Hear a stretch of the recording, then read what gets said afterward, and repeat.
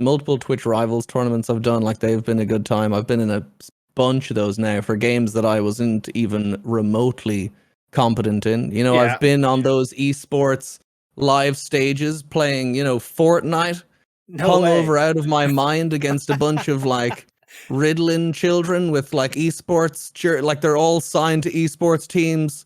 They're all in the back rooms, with their management and shit. Yeah. And I'm there with my buddies who also have probably never even installed Fortnite, being like, what are we doing here? Hey, she's a beauty.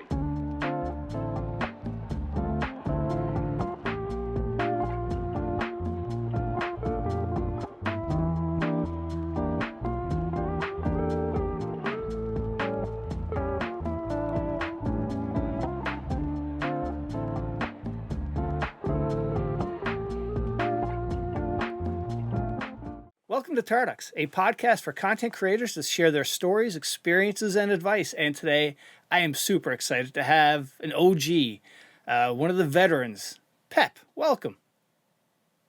What's up? Thank you for having me. How are we doing? We're doing all good. Thank you for coming. What we normally do is we start things off with 3 rapid questions, and to get the juices flowing. So let's crack straight into it. What is the best thing about living in Ireland? Oh God, quick questions, slow answers coming up. Probably the best thing about Ireland, probably the people. Yep. I would say probably that was the first thing that came to mind anyway. So there must be some truth to it. Absolutely. I hope. All right. So you definitely not the weather. no. Yeah, we'll go with people. We'll go with People work. Excellent. All right. So you're going out to your favorite place to eat. What are you ordering? Oh, I mean, it depends where we're going, but I am a sucker for good barbecue. If and whenever I can get a hold of it. It's not very common here in Ireland, you see. It's a great tragedy of our country. Is good barbecue very hard to come by. But if it's there, that's where I'm going. But you can always do your own because it's just chicken or steak with your right, sauces and whatnot, right? Or is it just missing other things? But no, I'm talking about like the low and slow, the smoke, the briskets. Yeah. The burnt ends, the pulled pork, all that kind of stuff is a lot harder to get here. I do actually have a smoker. I do some of that stuff myself. Yeah, but even trying to get the cuts from local butchers here, you're like, can I get a nice big brisket? They're like, I don't even know what you're talking about right now. They always give you the wrong thing. It's like, oh, please. Anyway, sorry. That's all right. And so now you can have a conversation with anybody in the world, past, present. Who are you sitting down with?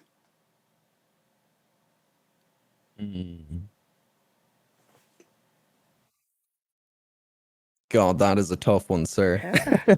These quick questions are not easy ones for me, okay?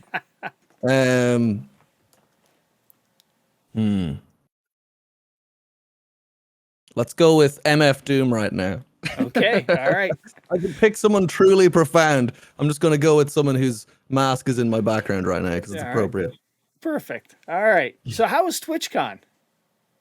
What was that experience like? TwitchCon was good. So for me, it's not my first rodeo. I've been to a number of them at this point. So I'm a little bit, it's kind of, I get the procedure now. Yeah. And normally I'd have a few more obligations at these kind of things, like a few things to attend or be there for. Yeah. This time it was a lot more free and easy. Yeah. So really it was just a lot of time chilling with, old community members, meeting some new ones. Yeah. And other streamers, of course. And honestly, it was a really good time. It was nice. The weather was beautiful. Amsterdam is Amsterdam. I'm a really big fan of that city. So, yeah. Very cool. Now, that's probably the first get-together since this whole COVID global pandemic thing? Or have you had a couple other things, since? So, there were opportunities. Like, there was PAX East there recently, which is one I would usually attend. But I think it was just a bit too soon at the time. So, and most of my friends who did go all ended up getting COVID, of course. So, no. But PAX East is a great con, but no, I decided not to attend. Yeah. Now, one thing, you took a few days to go off to TwitchCon. As a content creator, there's no vacation days or anything like that. Do you are those far and few between those vacations, or do you just sort of build that into, because you've been doing this for so long, how to, to spread out the time and whatnot? So when I first really got going, like I did this for a couple of years, which was a lot more casual, like still was like working and outside of Twitch and that kind of thing. It was, a lot more hands off for the first 2 years, but then I really started going for it once Tarkov started becoming a thing, and I was doing pretty well out of that. And obviously then that started with me doing a lot of unsociable hours. We're talking, like 8, 9 p.m. to like 4 a.m., 5 a.m., like all the time. These days, cut to many years later, a few burnouts in between, you start to learn, you know what, I need to live my life as well, relationships, family obligations, all that kind of thing. You just you have to make time for these things. And I've got to the point now where I'm more than happy to just like take the losses in the Twitch world to spend time with the people who, really matter in your life, let's be real. Absolutely. And not to say that obviously your internet communities don't matter, but right. You know what I mean. IRL is, end of the day, that's who you're, that's what it's all about. When you're down, you need them to be, you need their support and you need to be there for them. Absolutely. Yeah. So it is something that I've just I'm a lot more allowing to take time off these days. Nice. So now how did we get here? So you grew up in Ireland. What did you do prior to, this content creation career? How far back do you want to go? Let's go right to the back. Before you went first, you first went live. What were you doing? What was a day in the life of Pepp? So before that, like I had come out of college for film production and like media and all that kind of thing. Yeah. And I was living in Dublin at the time. I'm in the west of Ireland now. And it was just one of those things where it's such a gig economy and a very small community and within the film world. So you'd get certain things and you could be working, for a month straight, super early rises constantly, and then suddenly it's nothing, and you're waiting for the next thing. So you'd have this downtime between gigs and stuff like this. Yeah. And it was around then, and also finally getting good internet because I was in the city. Yeah. It was like a good time to check out streaming. Yeah. Originally, I wanted to actually do music, like music production. That was the main focus. But DayZ was also something big in my life at the time that I really wanted to get my teeth into. Yeah. Basically just got into streaming DayZ first and foremost then. And I got bitten by the bug very, very hard. Yeah. Nice. So now, if we look back at your video game, when you first started playing video games, do you remember, what was those consoles back then, or were you PC? Started in high school? It goes right back, I guess. So for me, I didn't get really into PC gaming for quite a while, but like PlayStation 1 would have been kind of like the start for me in a big way, like PlayStation 1, Nintendo 64. Yeah. This type of thing. Although I do have a distinct memory of going over to my dad's friend's house, who was a big PC gamer, and his son just like walked in and was like, "Do you mind if I show your son some violent video games?" And my dad was like, "Yeah, okay." And that was the first time I saw, I think it was Mortal Kombat 2, maybe, on the PC. Yeah. And I was just like, holy shit, what is this? Like, this is this is amazing. Yeah. But yeah, mainly at home, it was like, the pretty typical for my generation, I guess, your Crash Bandicoots, Spyros, all that type of like platformers and all that kind of thing. Okay. So you said you originally wanted to do some music production on it. So I see a keyboard behind you. So, I'm assuming you play that. What other instruments do you play? I started with guitar back in the day. Yeah, that was the first instrument I actually picked up. But really for me, it's drums. That's kind of like my... Oh, no way. So that's what I've actually like played in bands for. Like that's what I'd consider myself an actual musician for. Everything else is kind of like I would dabble. Yeah. But drums, like I could actually play a gig, and do. So I feel it's the one I feel most competent at. Yeah. Oh, no way. Oh shoot! Yeah, I just had Dottie Hack on last week, and he was a drummer over. Now, what kind Yeah. of music did you play? I can't imagine you did the screamo rock that he jumped Definitely into. wouldn't be doing what Dottie Hack would be doing. He's a great drummer, by the way. No, so for me, it would have been more like, I guess, White Stripes, Red Hot Chili Peppers, like Yeah, sort of like funk, heavy-ish kind of stuff, like a yeah, bit of a mishmash, but like, yeah, nothing too crazy. And then in yeah. more recent times, over the pandemic, it's been a lot of just jazz and stuff. Okay. Now, what Yeah. are some of your favorite musical groups and whatnot? So the Peppers, White Stripes, I assume. They're big. Yeah, growing up, they were some big ones for me. Yeah, These days, it's a bit of everything. yeah. I know a lot of people say that, but I really do listen to anything at Yeah. this point.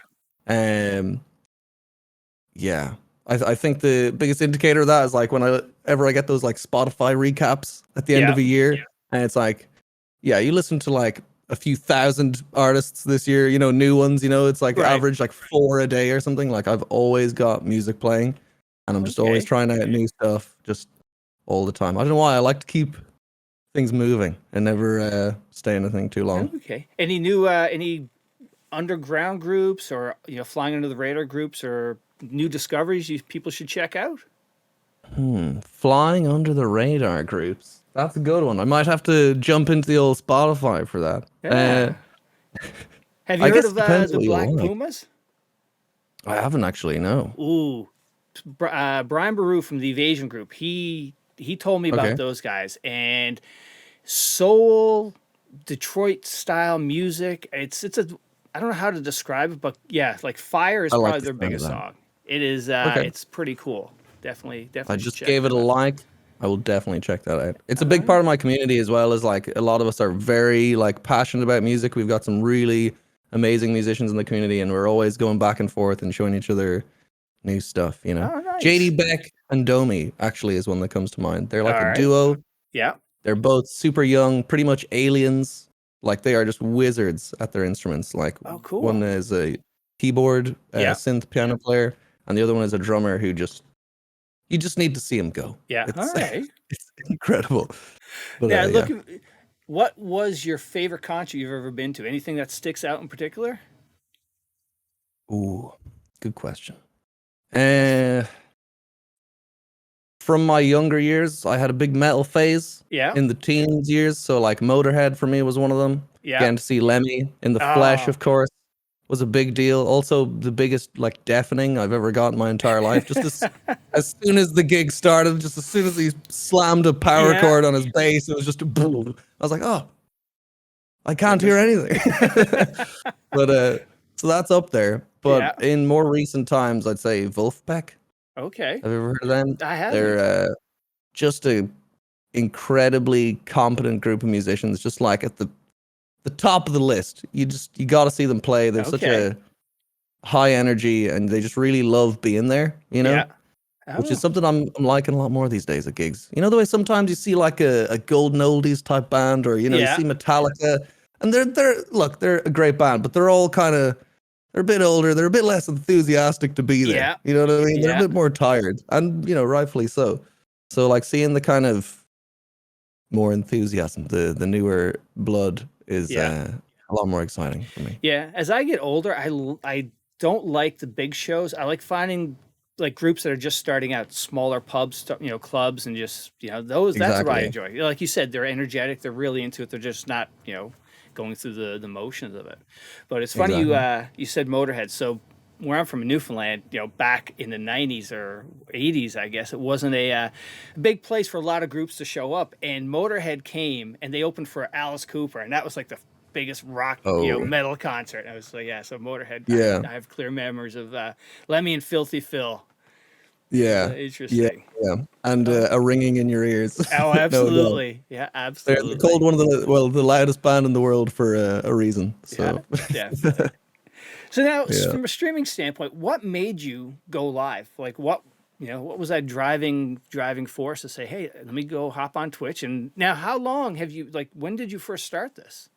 like, oh, a part of me doesn't want to keep track because it will scare the shit out of me. But we're going on like 6 years now, at least. So I've been around a while now. And yeah, as for what got me going, I don't know.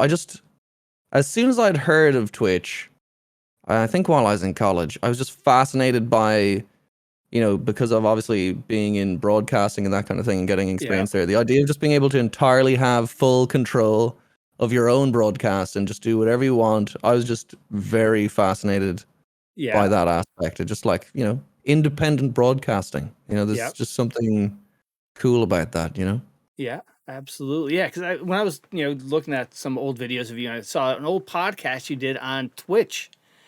And I was like, holy cow, you've been around for a little bit. Yeah. Yeah. Was that the John MacAfee one? No, that was not the John MacAfee one. It was you, somebody else, and a girl from I don't think she was from Twitch, but it was a three people on the pod. But you did a John MacAfee pod. Yeah, it was the only podcast I ever did. Wow. I actually know what one you're talking about now. I think that would have been with Loco. Yes, that's it. Yeah. God, that was actually a little bit before I got partnered. So that's you're going back about affiliate. There. Yeah, it's like, oh my god, he's been around this long. Holy shit! I think it was just not long after that I got partnership. Actually, now I think about it. Yeah. So now John MacAfee, come on, you just dropped that name. There's, that is quite the character. So the thing is, I didn't want to just like name drop it, but it is like the only podcast I myself have ever done, and it was like such a hard guest to get because he was a fugitive at the time. Yeah. And then I guess months later he died in jail, committed suicide. So I was like, yeah, I don't think I'm gonna be able to ever top this ever. So I just kind of gave up on the idea of podcast. I was like, who do you get after this? Right. I don't know. Anyways, yeah. Sorry. Did you have a question there? I just trailed off with it. That's okay. I was just asking. The whole John MacAfee pod. What made you try to get him on, and what was that whole podcast like? That experience talking to him. Now that you mentioned it, I have no idea why. I was fascinated by the guy and just what he was doing with his life at the time. You could talk about this guy all day, but at the time he was moving all around Europe, continuously dishing out disinformation about where he was at any given time for fear of being captured by the police. Yeah. And then extradited back to the States to be put on trial for a whole host of things, mainly tax evasion, I believe, on a pretty epic scale. So yeah, I was just fascinated by him, and I found a way to get in contact with his wife. Yeah. And so I shot my shot, and I said, any chance I can talk to John, for like a half hour or something, and we organized a day. And the first time it didn't happen because they had to like shuffle off to a new country real quick, and I was like, oh shit, maybe this just isn't going to happen and whatever. But of course they got back to me, and maybe a month after that it actually happened. And I think a lot of people thought I was joking for a long time. I was like, oh yeah, I'm going to be doing a podcast with this guy, and they're like, okay. And then I remember when I was like, it actually started happening and I was streaming on Twitch, people were like, oh, he wasn't like this. Is he actually like, this is real? Like he is talking, he's talking to this man right now. It's like, I'm so confused. I thought you were just lying to me. But yeah, it was a surreal experience talking to that guy. Absolutely. Let me tell you. Yeah, it's definitely something that I will never forget. Oh, I can't imagine. Jesus.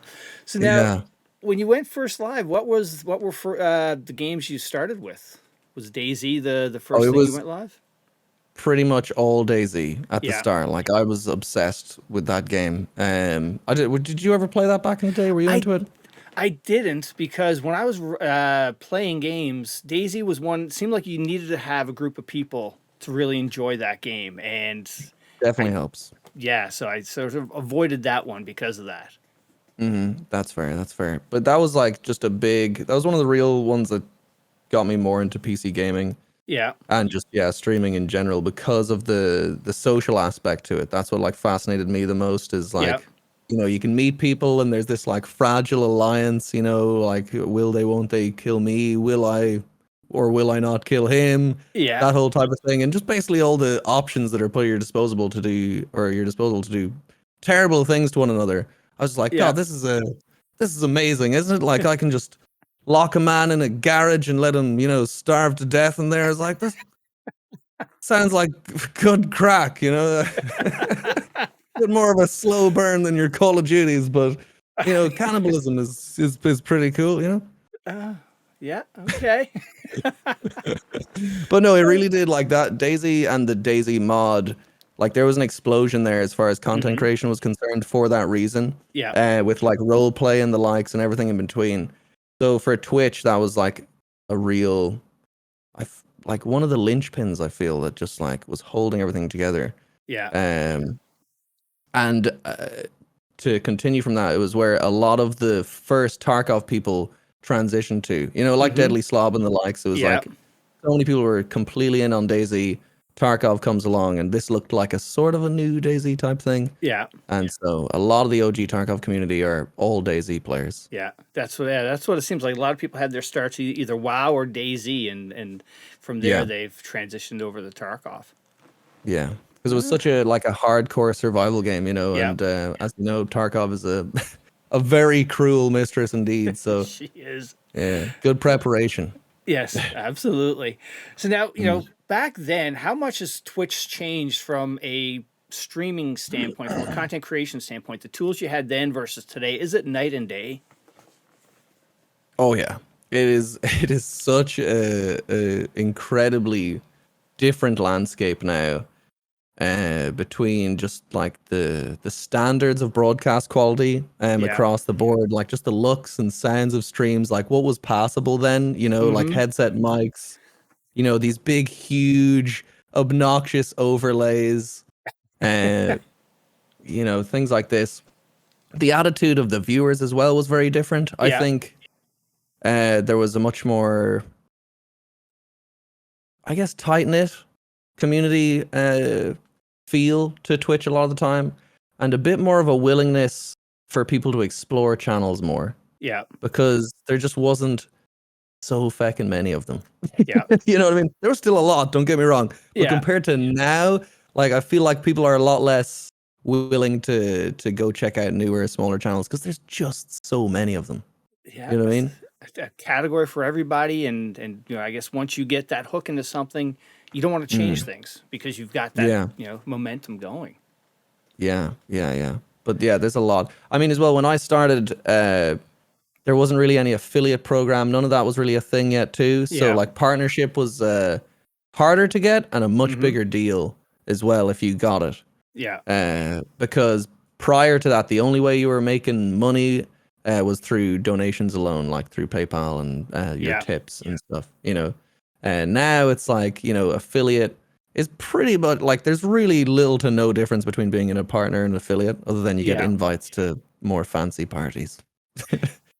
Yeah, I had Sigma on, and she talked about, it'd be nice if there was a third category. So you have affiliate, something in between partner and affiliate, maybe just to make it more of a difference or something like that. Make a bigger achievement for that partner status. Yeah, potentially. Obviously, it's one of those situations where once the box is opened, it's very hard to put anything back in. You can't take anything away from anyone. Right. So it's like you have to introduce new things to benefit said new created class. And then that probably is going to upset everyone else. So it's a very hard thing to do without pissing a lot of people off, as much as like I do respect the idea, because I do think it is almost like pointless to get partnership these days, especially if you want to do multi-platform stuff and things like that. It's genuinely a consideration now as to like, should I take partnership or not? Because I've already got all the features that I wouldn't have had a few years back, And it's not like it's a night and day difference between the affiliate, what you get from a split essentially from affiliate to partner. So it's like you said, do I decide to go partner, or do I'm happy being affiliate and have other avenues? Yeah, just having a bit more flexibility. Like that's what I say to people now before they take partnership is like, if you've got other platforms that you're on and stuff, like carefully consider it. I know it's like cool and like, oh, you want that tick and all that. It's very easy to get blindsided by that, but you got to understand what you're giving up to potentially as a result of taking on that. Yeah. Now, going way back when you first went live, that first person who came into your chat, you had no idea who they were. They weren't a friend, they weren't a family member. What was that experience like? Because now you've got somebody who you don't know, and now they're talking to you. Do you like, oh my God, try to woo them over? It's amazing how much, at least at this point now, I have to kind of remind myself, you do take for granted the interaction that's always coming back. Because, going back to the first, like I was a straight up, I don't know how, a cold streamer, like started not knowing anyone. I wasn't asking anyone to watch me. Like I wasn't telling my friends to come tune in, this kind of thing. I would just go live. I would play DayZ. I started with a 0 and eventually you'd get 1, maybe 2 people coming in. You just start talking to them. Maybe they'd start sticking around and that kind of thing, So you'd be happy for anyone who came in at all, because I mean, I was gonna be chilling playing games anyway, so it was cool. It was more casual. But just even getting a follow was like such a ordeal back then. It was like, holy shit, someone just clicked the follow button, the alert would pop up. I'm like, oh my God. I took ages setting this alert up, and now it's just like, oh, whatever. Yeah. But yeah. Now, when did you get that feeling that you could do this? You could take this full time? Like, was it a certain moment, or is it just gradually over time and you took the jump? So I think the notion of I could do this came a lot longer before I could actually do it full time. I did feel like I had a bit of a knack for it. I think it was after, like, as early as one of my first raids when I had a bunch of people come in from this Finnish streamer at the time who was also a DayZ guy, Mad Finn Paws. Shout outs. I don't believe he streams anymore. But he was my first raid ever, and he brought in all these, like, Finnish people. Yeah. And for whatever reason, we all just got on super well. I think the Irish and the Finnish were connected by our love for alcohol and isolation. But... yeah, from then on, I had this like little Finnish community and regulars coming in. It was just that feeling of like, there is something here. Like there's a community building, and I just really love doing it. So, cut to a while later, it was when I finally got into Tarkov and was getting real viewership. Yeah. And like, subscribers start coming in, and, you're actually making money. Of course, that's when it starts to be like, okay, I think this can be my thing, my actual job, So it would have been in the early Tarkov days when it really was like, okay, this is something. We've got a little something here. And now when you get that first big raid, your chat goes from X to triple X. How do you, do you just still be yourself? Clear, this big raid was like 30, 40 viewers. But to me at the time, that was insane. Like, you have to understand, like, just seeing multiple names come in, I was like, holy shit, But, sorry, anyways. Oh, that's okay. But, like, how do you adapt to those big rates? So you had your 30, 40, but you go from, and you've had larger viewers now. How do you deal with that adjustment? So, I don't know if, like, perhaps other streamers will agree with me on this. I think a lot will, is... once you get used to talking to a few hundred people on average all the time, there's really not a big difference from that to like thousands. Like, you know what I mean? So one of my biggest, I think, viewership wise for me was during a Tarkov drops event. And someone had passed the torch after their long stream of doing drops. And I think I was at like maybe 30,000 viewers or something like this. Something crazy. Wow. Far beyond what I'd normally average at, right? Yeah. At a couple of hundred. And I was surprisingly not that overwhelmed because I realized, okay, the chat's moving a bit faster, but it's like, I'm just going to keep doing what I normally do. Like, I've been doing this for a while now. You know what I mean? I think a lot of people...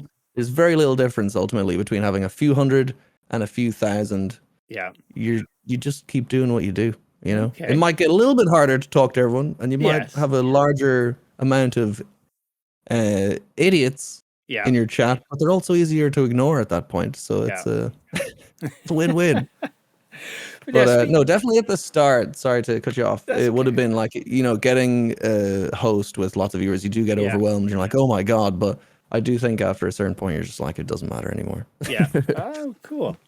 So now, speaking of your community and your chat, I had, Marksmen was on and he has like, talk about Fuckboy Friday is a certain day of the week for his chat. And I think, Deadly's brother was on, Wilbur, and Wilbur talks about, there's certain days of the week or certain times of year where chat is just a little wild. Full moon, who knows what.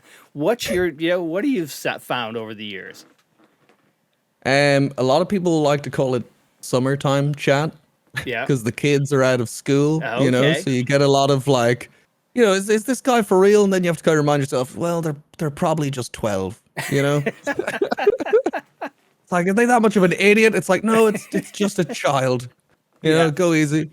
But I don't know. Yeah, I mean, there can be different exterior factors, but a lot of it could also come from the streamer's energy as well, right? Yeah. Like what you're putting out can often be reciprocated, right? So if you're being a little crazy, then you're going to get a little bit of craziness from the chat too, Okay. All right. So now your Twitch partner, do you remember when you made, when you got Twitch partnered and, how'd you found out? So I know most streamers, like, they set the date and they have their anniversaries. If I'm totally honest, I can't remember. I think it was January a few years back. I don't really, as I say, I don't like to think about it too much. It's like, oh God, have I been doing this for that long? I'm like, oh. Anyway. So you didn't break down and cry, and you didn't mark it on your calendar, like, I was in a little. Do you have Lidl in the? No. What is Lidl in Connecticut? No. It's like a little German supermarket. Oh, I was buying some. I was shopping for groceries, and I just got the email. And I was like, oh, holy shit! It finally happened. At the time, it was like I'd applied and heard absolutely nothing for months. Yeah. Just months. To the point where I was like, should I like reapply? Do I go again? Like, because they haven't denied me. So, and then just out of the blue, I finally got it. And it was kind of like, oh, shit. But yeah. Nice. And looking back over the years, would you have changed anything you've done? Like how, to like, oh, I should have zigged versus zagged. I should have got an editor or anything like that. Oh, for sure. Yeah. I mean, two minds. Like, it's always easier to say, oh, I wish I like did more. Yeah. I think everyone's going to say that. But yeah, more YouTube stuff. I did try it on and off. But doing more YouTube, I would have liked to have done more of. But it's also just finding the time, right, is so difficult. Going back to the whole obligation stuff, you want to meet your friends, you want to see your family. So, yeah. But no, definitely I would like to put more time into YouTube. And I still might, honestly. I was thinking about dialing back on the Twitch time and more on the YouTube time. Now, you just brought up a good little thing there about, dialing it back and, you balancing your IRL versus your, streaming. And, since I started, sort of jumping in this community and doing these podcasts and reading on, watching the social feeds, the mental health that really, it takes a toll on a lot of these content creators. And you've been doing this for so long. How have you, or have you had those struggles as well of like, oh my God, the numbers aren't this, or, I got to be on stream, things like that. That seems to be a real, issue. Yeah. And I think it's one thing that's going to be talked about a lot more in the future as like we come to understand it. I think there's so many elements of streaming that is, it's just not understood yet, right? Like the yeah, I don't know. It's a hard one there's a lot of facets to that you could go into. Yeah. That's all very new territory, just the obligation to all these people, this community you've built online, this like, monument of parasocial relationships that you feel obligated to. Yeah. And then with that, the stress of the numbers and keeping everything above board and the balance of like finding a game that people like and you want to stream, as opposed to just what you like. There's a lot of unique stressors that come with streaming. I'm sure they have their parallels with many other jobs, but I do think there is some stuff with online content creation that is, very taxing mentally. For a lot of people on the outside, as you well know, like a lot of people are just like, you're just playing games all day. How could it be stressful? You know? But like any entertainment thing, it's about, some days you're not feeling that great. Some Yeah. days you have a hard time, shit goes wrong in your life, whatever. It's not that easy to get up and stand in front of a camera for 6+ hours and just be like, everything's okay. Right. Yeah. Yeah. Yeah. Because I feel like with a lot of other jobs and entertainment, usually you're on, but you're not on for a long time. You're up for an Right. hour, you're up for a couple hours, you're off. Yeah. When this, it's like you're just there. You can't hide your feelings for Yeah. that length of time. Yeah, and especially the ones that are doing, they're trying to make it. They're putting in the 10 hours a day. You're sitting there by yourself, no real human interaction. You're just getting feedback. You're just reading text coming back to you, but you're not having a conversation. You're just, 4 or 5 days in a row. That definitely has to have a toll on your mentality. Absolutely. Like you're reading things people are saying that they might mean, or they just like are literally there to hurt your feelings. You could have people Yeah. say like really horrible things that will just like stick with you. There's a lot of weirdness like that can definitely be taxing. Yeah. The parasocial element, I do think, is something we're gonna learn a lot more about in Yeah. the near future. And now, do you think you've been able to succeed at this because you've switched up your games? You're not a main gaming person. Yeah. Well, so the biggest part of being a variety gamer on Twitch is for your own mental health, Yeah. because a lot of people fall into that pit. As you say, they're grinding for 10 hours a day. They're playing the same game constantly. And there's growth there, but eventually you're just, beating your head against a wall, Yeah. Some people can definitely play the same games for a lot longer. I think I've got a much shorter attention span. Like I just, I've streamed over 3,000 hours of Tarkov. At this point, Wow. I've kind of had my fill of it, Yeah. I know you could find so many more who have done so much more than me, and that's fine. But for me, it's like, you kind of hit a point where that's too much. And if I keep doing that, I can't pretend to be just having a good time always when it's like, I've done so much of this already. I've seen it all. Yeah. Like, I'm good. I need to play other things. You need to break up. Yeah, and as you know, when you go to other games, there's a big viewership hit that comes with that. And it's almost like you need to train your audience to be like, listen, I am not this guy, I like to do other things. Obviously it's up to you to make that entertaining. But you gotta show people that you're not a one-trick pony, basically.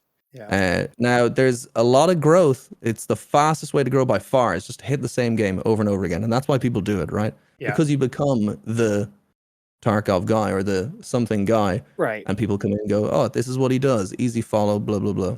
Yeah. So definitely easier to grow that way, but it is so much more mentally taxing. Ultimately, I think, anyways. Yeah, like everybody wants to play different games. Like no one wants to play one thing all the time, Yeah. Maybe for a while, but after a few thousand hours, you start to change your tune a little bit. Yeah.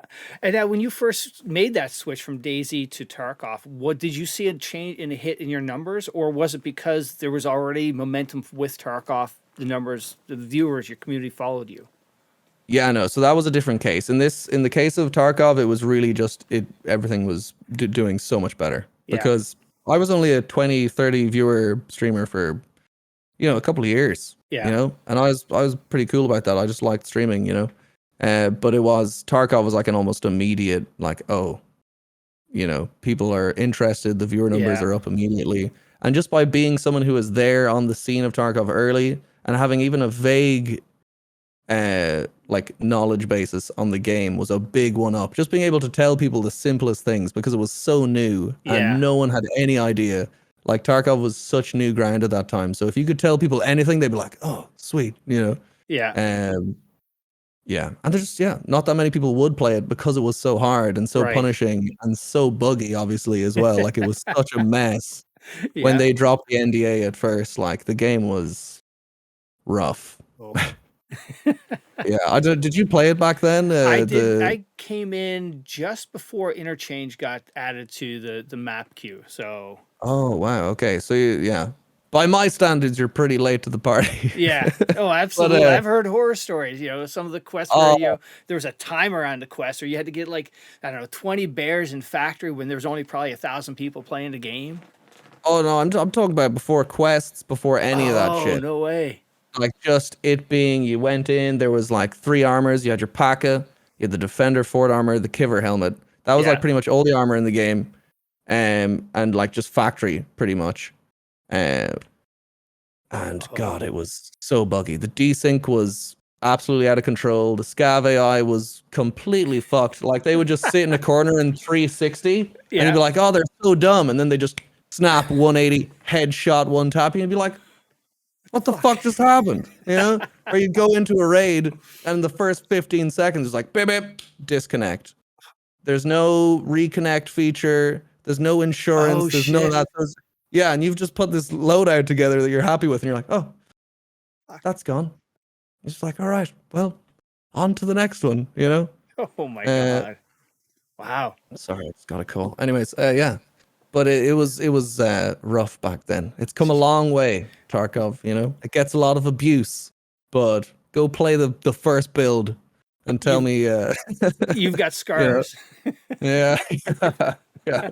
Yeah. Mental and physical at this point. So now when you jumped from Tarkov, you had enough of Tarkov, you moved to a new game. What, did you take that viewer hit then, or just because you had your community built with you already? Oh yeah, you're always going to take a viewer hit when you change from a game like that. Tarkov as well is, or even then much more so, a real little cult following, and that's what they want to see. Like most people, they're very, very into their Tarkov. So if you go play something else, they're just going to go watch another person playing Tarkov. Like that's generally how it went.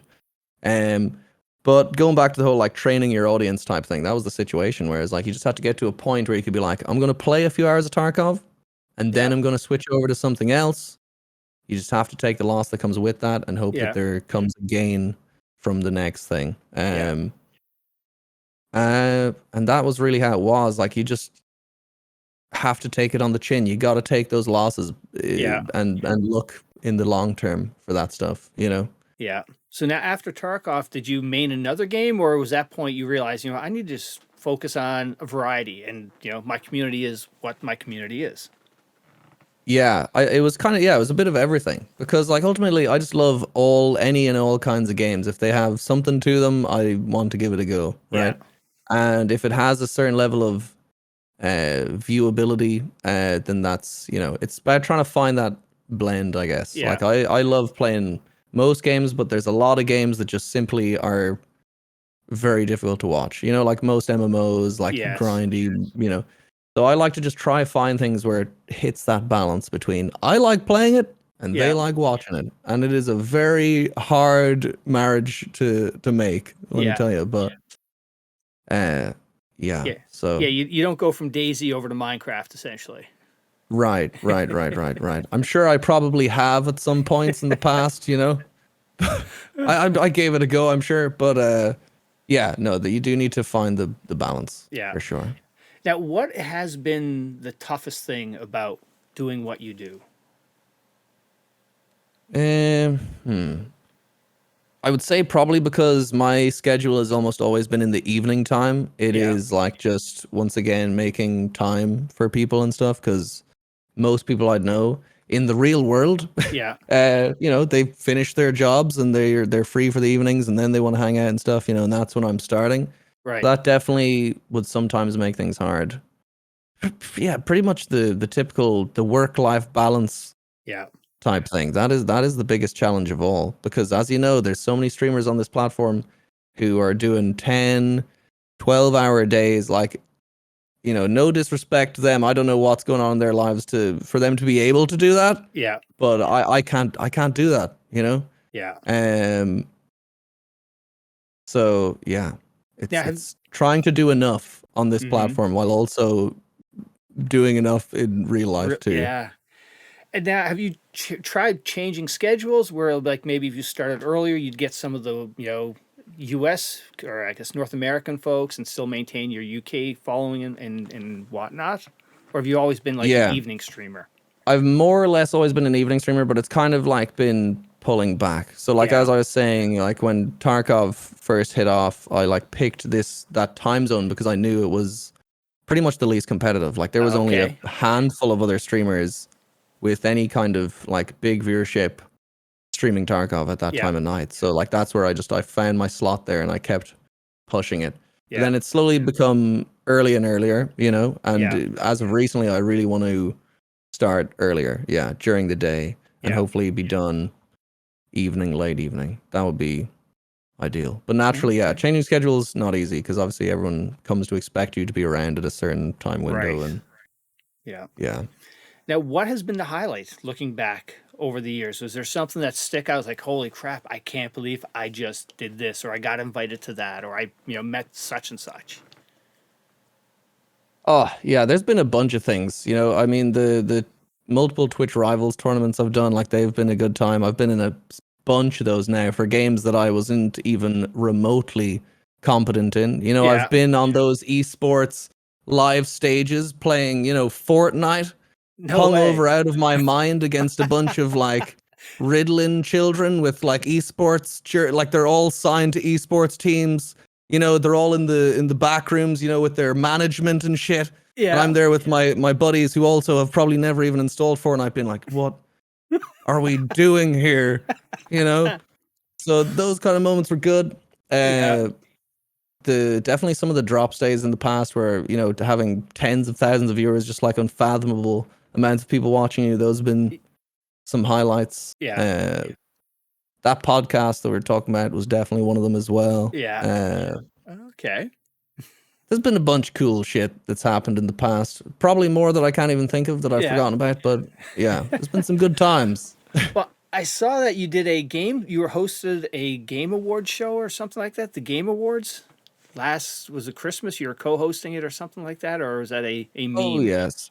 Yeah, it's been they call it co-hosting. It's literally you are just like watching the Game Awards with your audience and talking about it. So, but it has become kind of a tradition now for a good few years where I like to go on and we pretty much trash every game that comes up, for the crack, even though lots of them look great. There's also, as you know, a lot of shite that comes out of those events, and we just kind of the whole community just likes to, sit back and just kind of talk shite a bit. Oh, okay. Now, as a variety streamer, do you play most of your games you're playing solo, or you do a mix of both with with a squad as well? I love the mix of both. I do a lot of stuff by myself. So like recently I've been doing indie horror Monday bingo, which is where I will just get a list of incredibly poorly made horror games that all seem to follow the exact same tropes to the point that we made a bingo board out of it that has all the usual things that happen in these games. So everyone sits back and they're just like, you'd be amazed how quickly we get bingos in some of these games. Like in the first 20 minutes, someone's like, I've got a bingo already. It's like, next game, so those events I'll do by myself. They're good fun. It's not every Monday because it's pretty. I've already gone through so many of these horror games. Like we go through sometimes 10 or 12 in one stream. Oh my god! But it's a good time. But otherwise, I do like to do regular collaborations as well because I am a very like sociable person.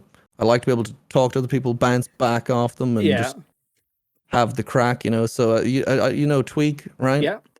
From the Tarkov world, like me and him, we've been playing every Tuesday together for years now.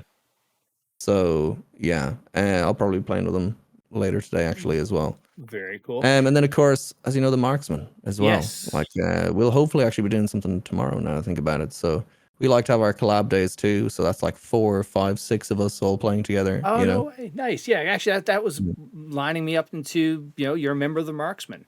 What is it, first of all? What is the Marksman? The Marksman is pretty much just a small, focused team of like-minded people within the Twitch space, who just I don't know, want to progress together, with authenticity. I suppose. To really summarize it. And now, who's in the Marksman? So, when it first started, it was me, Markstrom, Deadly Slob, and Monster D-Face, who I believe you've talked to all of at this point now, right? Yes, I've had all three. Who's missing from the group is Cotton and Katie. Yeah. Katie's So gonna. I'm talking to Katie. Cotton. He's like the Loch Ness. You don't. He's just. Yeah, well, I'm sure as you're learning, even with me as well, streamers are they're remarkably similar to cats, just chaotic, just beasts of chaos, like there's a reason why they became, running on their own hours is because I don't think they were able to work for anyone else's, so getting a hold of them to actually like do something is very, very difficult, and Cotton and Katie, good luck, Yeah. You might need a I don't know, a bigger net or something. Yeah. Just but you'll get them eventually. Just keep trying. Yeah, absolutely. Well, the Marksmen. So that's the crews in there. You guys have been together for a while, right? Oh yeah. So it was kind of one of those things that me and Markstrom had talked about in the past. It was back as far as the DayZ days. We both come from the DayZ world, Yeah. And we'd both been in stream teams prior, and both of the teams we'd been in, separate ones, had kind of imploded for all of the same reasons, which was because, as you know, you have to be a partner to start a team, right? And then you can invite people to that team on Twitch. It was the same thing every time. People would build a team, and then they would focus it on the partnered streamer, the leader, and then they would just add as many streamers as they could, thinking that if they just cast this huge wide net and have this massive group of people, it all comes up to the top, and that was kind of the focus in a way, but it was just like they never actually worked, it was just they'd add people willy-nilly, they'd have no real requirements to be on the team, and it just didn't really mean anything to be on these teams, it really didn't. And me and Markstrom had talked a lot about how there was a lot of potential use there to have a small team, be very careful about who you add, and then how you use that team, like how you work together, and like actually sit around, have meetings, and like figure things out, and just market it a bit more, like use that idea more, which I think has changed a huge amount since that time. Like I think, I feel like a lot of people look to that team model that we had started in a way. I'm not saying like we're the ones who kicked it all off, but I think for a lot of people around us in our circles, they reconsidered the use of how they would use teams. After that, because I think it's a much better model. Yeah, I had when I spoke to Deadly about it, first time I ever heard of a streamer team, and who says, it's basically like-minded people who, if we have an issue or we need to just vent, I don't, my IRL friends have no idea what I'm talking about, but I have my peers who I can vent and we can bounce ideas off, and it's like a support group almost. It really is, because it's kind of like we were talking about earlier. There are problems that come from streaming that are so unique to this space that it's very hard to really express to other people why certain things will get you down within it, right? And so when you go to other streamers, obviously they know exactly what you're talking about. So sometimes, we would have our meetings where we're like, let's plan some stuff. Other times we just sit around for 2 hours and be like, oh God, just did you have this asshole in chat today? Oh my God. Just like, oh man, this game, this whatever. It would you just vent, let off some steam, and it is amazing how much that can just help. Is be around like-minded folk who are going through the same stuff, Yeah, absolutely. So now, what advice would you have for somebody who's about to go live for the first time? So, no, well, in essence, kind of yes. But what I would say is try other platforms first. I think that's the real way to do it now. And I think most people would tell you the same. Is like just going live nowadays on Twitch, unless you're really doing something that's like very new and different and is really getting that engagement, you can't. I think that era is very much over. It's too saturated for that now. Just going live and expecting people to just come in and check you out is kind of gone. You need to be doing and this is someone who doesn't really do those things and kind of needs to get their shit together on it. But like the TikToks, the YouTubes, these are the kind of things now where it's much easier to work on those, put them out there, and get some engagement out there first before you start streaming, so you can bring people in. Yeah, it's that discoverability. It's so hard to to have that. And I had that conversation with Dottie. I asked him, from a content creation standpoint, is discoverability harder than trying to be discovered from a music standpoint? And yeah, like you look at a Twitch, just look at the Tarkov. You have 10 pages of people who are streaming. How do you get found? Right, and that's one of the crazy things as well. Is if you look, it'll be a few rows of streamers with anywhere thousands right down to 10 viewers, right? Yeah. But once you go down below 10 viewers or even 5 viewers, there's just hundreds of streamers who are all in that same bracket of like 0 to 5 viewers. So if you're coming from the very bottom and you're beginning there, like, I just don't see how it's going to happen for you. Like, and I know that sounds like super harsh, but it really, like, you need to be bringing people in from somewhere else now to start. I really do believe that firmly. Yeah. Cool. So now, if you, so this is a question I ask everyone too, is, you get to play a game, whatever game you call, those people are there. Who are you calling out to play with you for a all-star night of gaming? OGs or somebody you've never played with, like, oh man, I think I would have a riot with this guy here or this crew. I mean, I love playing with Deadly Slob. Me and Doodles have like some of the best times. I really don't think we've probably ever had a stream where we game together and we aren't like in tears laughing at some point. Like, we just always have an amazing time and even the jankiest experiences. So always love playing with Doodles. As far as streamers I'd like to play with, you know what? No one really comes to mind right now who like I haven't played with. I do like the familiars, because you have that banter, it's just, you've got that rapport together. Like, they're the best to me. As much as I love collaborating with new people, don't get me wrong, but I think where the real good stuff comes from is when you've actually built a foundation and you're friends, like, right? Yes. You're actual friends. So yeah. Deadly's a good guy. And of course, like Tweak him. as well. Yeah. Twizzler as well. We play together all the time. We have a great time. Yeah, and I love playing with all the Marksmen. Whenever we have our Marksmen game days, which haven't been that often recently, but we're hopefully bringing them back. Like, those are just like such a good time. Oh, that'd be good. Yeah, I've seen like some of the people, they get together and like the Ames and Lupos and whatnot, and they play like a party game, and it is hearing how much fun they're having. It's just it's I'd be interested to you guys do something like that. Oh yeah, when we first started the team, we were doing those every week. Yeah, we were doing game days, but we've literally just played so many of all the good party games already that we're just kind of like waiting for a new one. So, which we have found. So tomorrow we hopefully will be doing that. Nice. Any games coming out that you're looking forward to getting your hands on? Ooh, well, Stray just came out, which is that cat game. Yeah, I still haven't got a chance to play it yet, but I'm dying to play that game. I love cats, So I see a game where you're a cat. It's like, yes, I'm in. Just let me play that. As far as other games, Marauders has been interesting. I don't know if you've tried that, but it's pretty much as everyone's calling it, Tarkov in space. Yeah, that just came out of testing again. So that's been interesting. How about Star Citizen? You play that a little bit too. I do. I play quite a bit of that. That game is very tentative, as you know. Like, it's its funding model and everything that comes with it, and its extremely long development has been fascinating. But I do think they are potentially onto something. Hopefully, you know. Cool. Like there's a lot of stuff, especially in very recent times. They've just dropped patches that are showing some really, really promising progression. So yeah, I don't think they're running away with our money just yet. But that's good.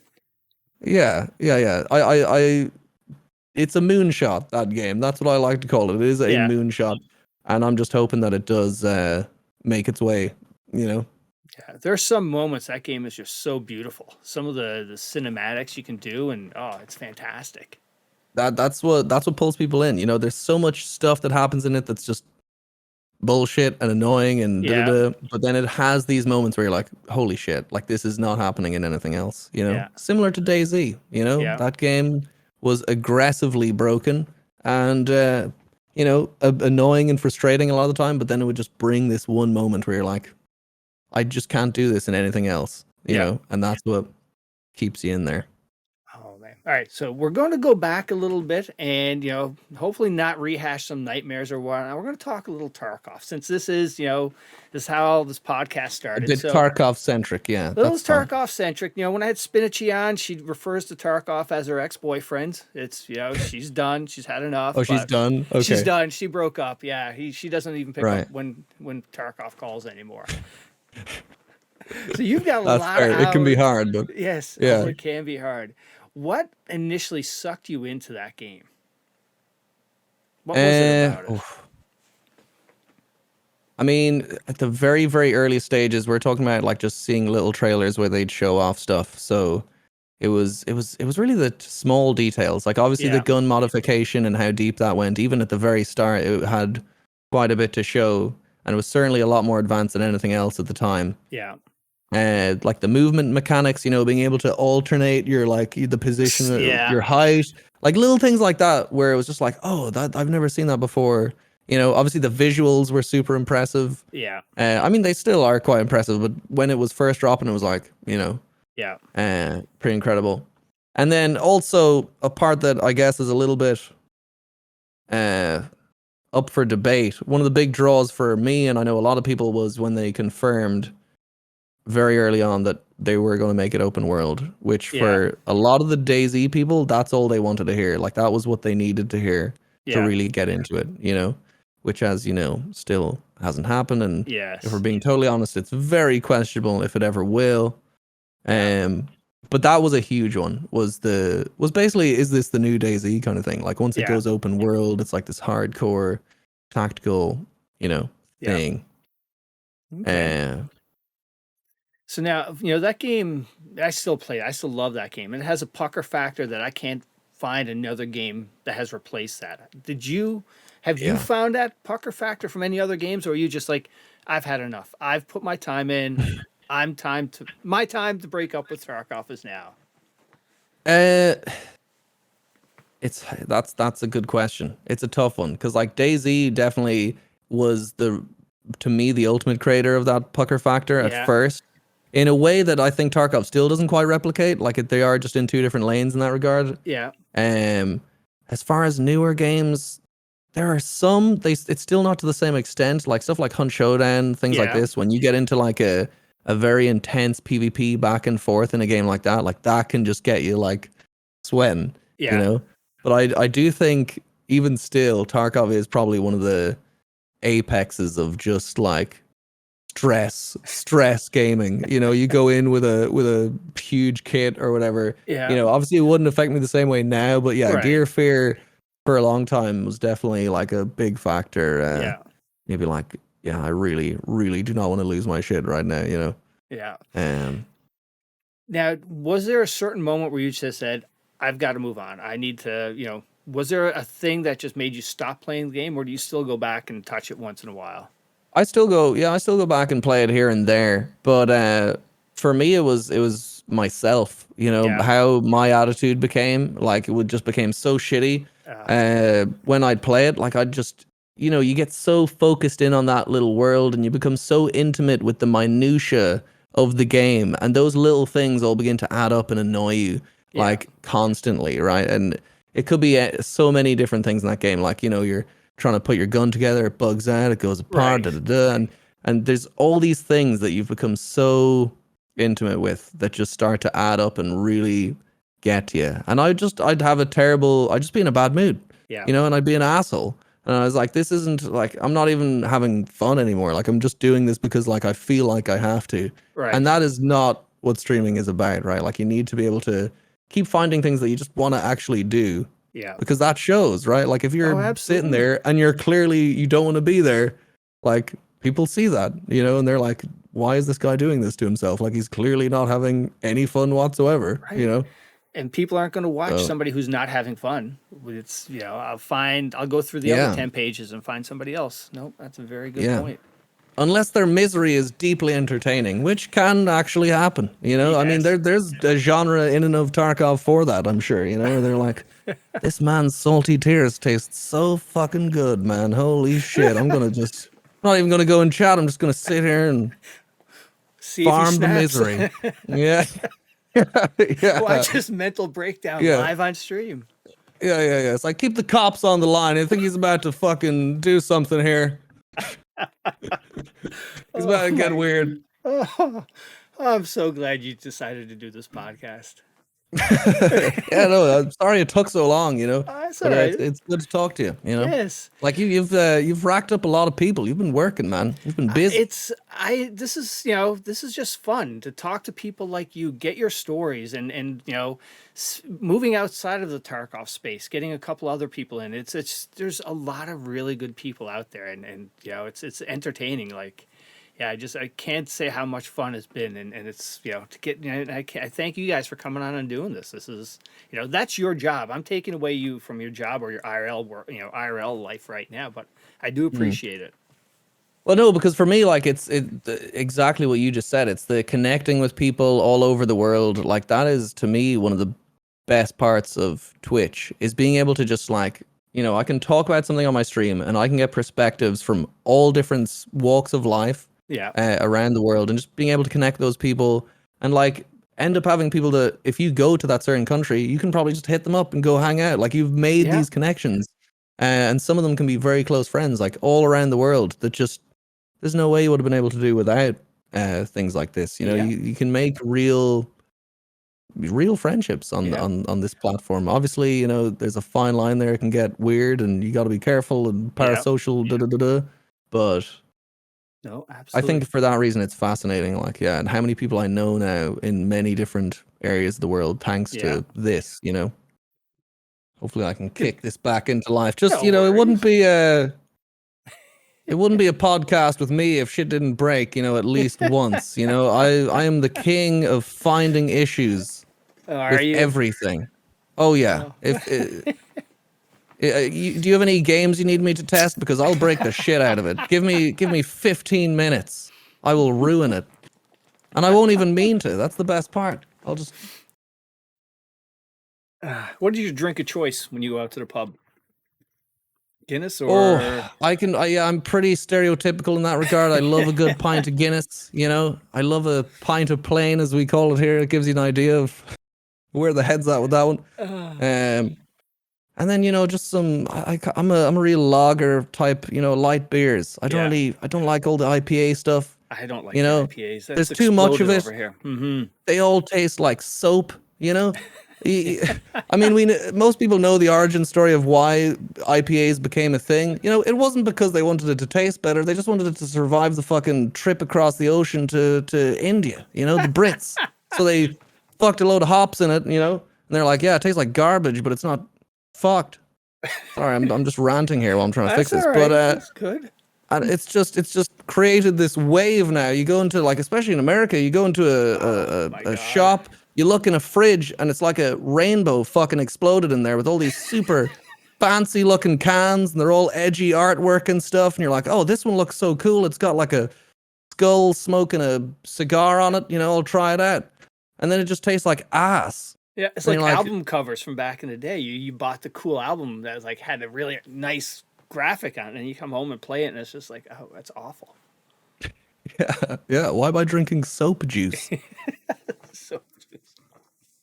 But yeah, anyways, that's most ones to me. What about yourself? What kind of things do you be drinking? Me, I like Jaeger, and Guinness is a good you beer. dirty girl. How dare you? Jaeger, I lost a summer to that drink, okay? Oh, you did not, did you? I did. I wish you'd never brought it up, okay? It's all coming back to me now. Oh my god. It's just like this black hole, where a summer happened one year, Jaeger bombs specifically though, with the Red Bull. No, that's see, that's a heart attack right there, dude. I'm pushing 50. I am 50. I can't do that stuff. That would I would die. Yeah. Well, I had to stop because I thought I was gonna die. So I feel you. It reminds me kind of the powdered energy drinks that a lot of streamers are peddling these days. Yeah. Mate, you're selling pre-workout for children who sit down. I personally don't understand it. I'm not going to throw shade at anyone specifically, but that stuff truly, I could never sell that shit to people. It just seems daft. Yeah. Where did the logo come from? Uh, God, that's a good question. I'm not even sure at this point. I think whenever I was playing DayZ, I Yeah. had a weird fascination whenever I'd find bananas in game. It became a sort of an event. Yeah. And then in game, I started to make like little cult meetings around bananas, where you just have all these people running around with you, and you'd be, sacrificing, strangers to the bananas. Yeah.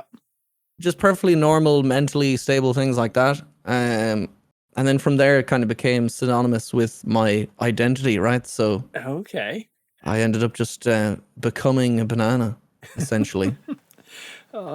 Now, closing the chapter on Tarkov. Was there a moment where you just had enough, and what was that moment? I think for me, it was a collection of moments, because I was just always, for a good while, I was pushing myself to play it because it's just what worked, and I would just keep doing that, and eventually, I'm not sure if there's a real like penny drop moment for me where I was like, right, I've had enough. It was just kind of, I've been doing this for a while now, and it's not really doing me any favors. You know what I mean? All right. So it's time to try other things, and that's pretty much how it went. Okay. Now, any plans or goals you want to try to do for this year? I'd like to still be a streamer, hopefully, not get banned. That's probably number one. Don't get in too much trouble. Hopefully find some new games and niches to slide into. Yeah. And I would like to get back into the YouTube thing. I've been saying this for ages, but well, it is I your would love to get background into it. after all, your production background, right? Film. Right. And that's the thing. I would love to make more like bespoke content, not stuff that is just like, oh, this is just a clip from the stream. You know what I mean? Like I would like to do something different, hopefully. Now, one other thing I found. So, you've been in this for a while. Do you do some charity streams? Is there any charities that you support today, or you want to give a shout out to or talk about? Yeah, so, well, I've only done one ever. I'm very careful about those kind of things. Naturally, you get a lot of offers, and a lot of different charities will come to you. And I just feel like you need to be very careful with them. There's, like, I know no one likes talking about it, but there is a lot of suspicious ones out there, and you need to be sure about where that money is going, right? Yeah. And in the case of like Gamers Outreach and stuff, like they're ones where they're doing really amazing stuff. And it was actually thanks to Markstrom, because he had actually gone out. So for anyone who doesn't know, Gamers Outreach is pretty much a charity that supplies consoles, stations, and like screens where kids who are stuck in hospital all day can play games, and just have something to do to keep their mind off the environment they're in and the situation they're in. And Markstrom had the opportunity to like fly out and see these carts, in the hospitals with the kids playing on them, and like what it means to them and stuff like this. And when I saw that video, and it seemed like a good area to get into, So yeah, last year I did my first one. We went for the goal of, so for the cost of one cart for a hospital, it's about $3,500. So I just set it to that. I was like, if we can get one cart in a day, I'd be delighted. And if we do get a cart, I'll get a tattoo of a banana on my body. Okay. And naturally, we got that goal pretty quick as a result of that, because as you know, if you I've seen the picture. Bait your audience with the notion that you will punish yourself, they really get off to that, So we raised like 4,500. Actually, it was 4,420.69 because Twitch, but it took a second, but okay. Yeah, but no, it was amazing to hit that goal, and then cool. I did end up getting that tattoo, which sadly, because the camera's dead, I can't give you a good look at right now. That's all right. I'll link it to your tweet. Yeah. So, but no, Gamers Outreach are really good, and we might be actually working with them again in the near future. Oh, cool. Well, potentially in October for their spookathon. Oh, nice. So we'll see. Yeah. All right. So now, when you hit the stop button, what are you doing in the evenings, or what's your life outside or away from from your computer?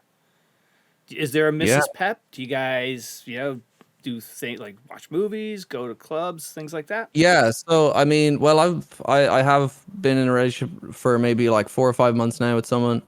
If I'm totally honest, I'm usually very like I don't talk about that at all on my stream. When it comes to like the private life and that kind of thing, I really do not go there whatsoever because if I'm totally honest, like putting out little bits of information like that, people make weird assumptions then about your life, and then they'll say weird things to you as a result of that. I don't know. I've got a bit of I'm a bit wary with a lot of the parasocial stuff, but that said, yeah. So like obviously you spend time with her, in whatever way, and yeah, spend time with family, friends, just hanging out. You know, as I said, I'm quite a sociable person, so being out there and spending time with people when I'm not streaming is play any sports or anything like that? Well, as you've probably seen by just looking at me, you'll probably tell not really much of a sport kind of guy, but no, I love like music. You know, playing music, electronic stuff, or playing instruments, that kind of thing is something I'm really into. Cats. Look, I don't actually have a cat right now. Dying to get one. Yeah. Hopefully soon. It's on the list of shit I need to do. Well, hey, you know what, Pepp? You've survived the Tardux podcast, and I really appreciate you taking the time today to do it. But before you go, I gotta ask you, who are you shouting out as somebody I should get on who has a good story? Ooh, who should you get on? I mean, have you talked to Tweak yet? Have you talked to Twizzler? Not. No, I've not talked to Twizzler. Oh, well, Twizzler's my boy. He might be worth getting in touch with, see how he's getting on. Yeah, I'm gonna throw his name into the ring. There we go. Into the hat. We'll get him. Now he's moving to the States, right? Or he will be? Yeah, he's trying to go to Texas, you know? Oh my God. That's like that's what a lot of people are saying. They're like, oh my God, it's like you're deciding to go there? Like there's so many people, including Texans, who are like, wait, you're doing this on purpose. And he's like, yeah, no, I am. But yeah, that's the current thing for him. So obviously it's a bit of a shit show right now with citizenship and whatnot. Or not citizenship, but getting your visa and everything. So yeah, we went down that path when we moved. My wife and I are from Canada, and we did the whole visa thing. And just recently, we had green cards for multiple years, and then we just got our citizenship there last month. Oh, so, wow. Yeah. Congratulations. That's it's a long and arduous process. It is. Yeah. That's got to feel good. It finally coming through. Yeah, absolutely. So, but hey, thank you for doing this. I really appreciate this, and it was really nice meeting you. Yeah, likewise. Actually, you know what? Before you go, it's just occurred to me as we're talking. What is a Tarduk? I don't even know what that means. How do you not know what Tardux is? How long have you been playing Tarkov? I'd honestly, I don't know. I don't what. Enlighten me. The Interchange Mall, the coffee shop is called Tardux. How did I not make that connection? That is insane. Know. You know, podcast, coffee shop, Tarkov interchange. Okay, do you know though? It does it or does it not sound like a sort of thing that a Canadian would say? You know, it's like, get a few fucking Timbits and a Tarduk. You know, it's like some kind of weird pastry you guys might eat. It's in the shape of like a hockey puck or something. Have you been to Canada? Listen, I play with Doodles, okay? You know, fucking the double doubles, the whatever, you know? I've heard about Timmy's, okay? So have you looked on the map to see where Doodles is from? Like that part of the country? All right, so you go further east, that's my little tropical island out there, Newfoundland. Oh shit, okay, yeah, you're really out there. Yeah, like we're close. It's probably closer for us to fly to Ireland than to fly to like the West Coast. And where I'm from, we've got our music is all Celtic. We've got our island's full of Murphys, O'Neills, O'Shanahans, everything. There's so much, and possibly the strangest accents of all time as well. Oh, we do have a doozy. You know, people. You get the Newfies drinking, and you get there's even just in different parts of the province. You swear to God, you're in a different country with how thick some of the accents are. You how Pikeys from the movie Snatch. We have our own thing. Oh yeah. I remember the first time I'd properly heard like a Newfie accent, and I was like, is he taking the piss? Like, what is that? Like, the people don't actually sound like this, right? Like, I thought he was like, memeing on the Irish Yeah. accent, but it's like, no, that's just how they sound. That's just how they sound. Yeah. And the further you get away from like a big city, it is, it's like we don't even understand sometimes what they may be saying.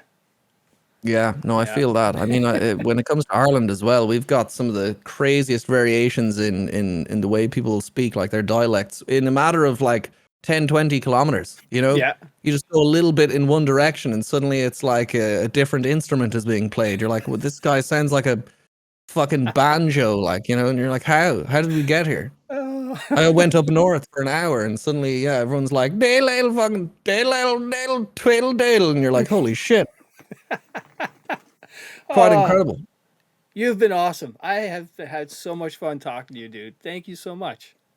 Oh man, it's been a pleasure. It's been a pleasure. I'm sorry it took so long to get it happening, but that's all right. It's all good.